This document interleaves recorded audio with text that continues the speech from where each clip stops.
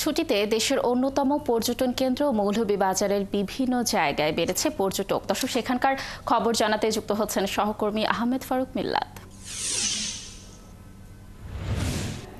ফারুক, পর্যটন কেন্দ্রগুলোতে ভিড় কেমন দেখছেন, আর পর্যটকরা কি বলছেন বেড়াতে এসে, জানাবেন কি তথ্য রয়েছে?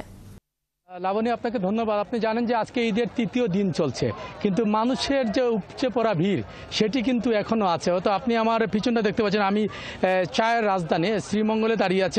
একটা বদ্ধভূমি বলে এখানে, 71 বদ্ধভূমি। বিপুল সংখ্যক মানুষ আমার পিছনটা হয়তো যদি আমার ক্যামেরা পার্সন মধ্যে দেখাতে চাই।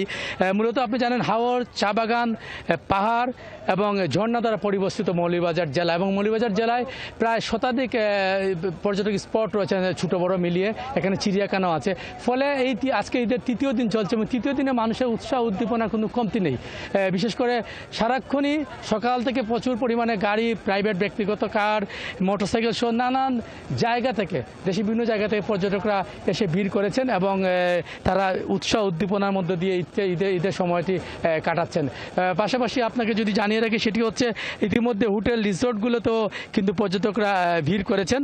বিশেষ করে আপনি জানেন যে টানা ছুটি আছে, ফলে সেই ছুটির কারণে মূলত যে পর্যটকরা গতকালকে থেকে আসতে শুরু করেছেন হোটেল রিসোর্টগুলোতে।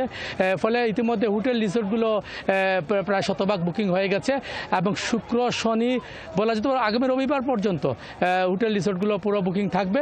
এতে পর্যটকরা সংশ্লিষ্ট যারা আছেন তারা আশাবাদী, যারা ভালো একটি ব্যবসা হবে।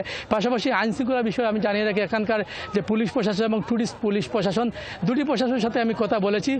তারা আমাদেরকে যেটা জানিয়েছেন সেটি হচ্ছে যে তারা ইতিমধ্যে বিভিন্ন জায়গায় তারা সাদা পোশাকধারী লোকজন সহ যারা আছেন তারা ডিউটি করছেন।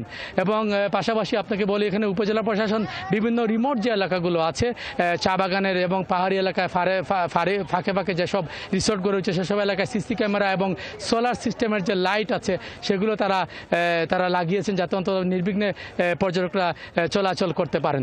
পাশাপাশি আগামী এই কয়েকদিন পর্যটকের ভিড় থাকবে। পাশাপাশি একটু অভিযোগও আছে। বিশেষ করে আপনি জানেন যে লাউয়াছড়া যে জাতীয় যে উদ্যান আছে, সেটিতে টিকিটের মূল্য অনেক বেশি। সেটি আমি সকালে ঘুরেছি, আমাকে পর্যটকরা অভিযোগ করেছেন যে টিকিটের মূল্য বেশি, টিকিটের মূল্য কমালে হয়তো আরও বেশি পর্যটক হতে পারতেন। সব কিছু মিলিয়ে বলা যেতে পারে লাবণী যে আরও কয়েকদিন এই উৎসবমুখর পরিবেশ বিরাজ করবে এবং মানুষের মধ্যে একটা স্বতঃস্ফূর্ততা আছে। এই কারণে যে আবার আপনি জানেন যে নিত্যপণ্যের দাম সহনশীল ছিল, বিদ্যুৎ ব্যবস্থা ভালো ছিল।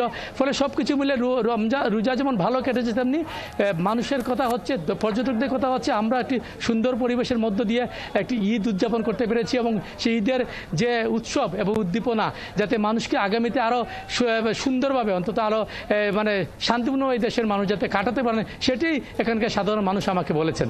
লাবণী। মিলাদ, ধন্যবাদ আমাদের সাথে যুক্ত থাকার জন্য। আমরাও আশা করছি সবার ঈদ আনন্দের সাথে এবং নির্বিঘ্নে কাটুক।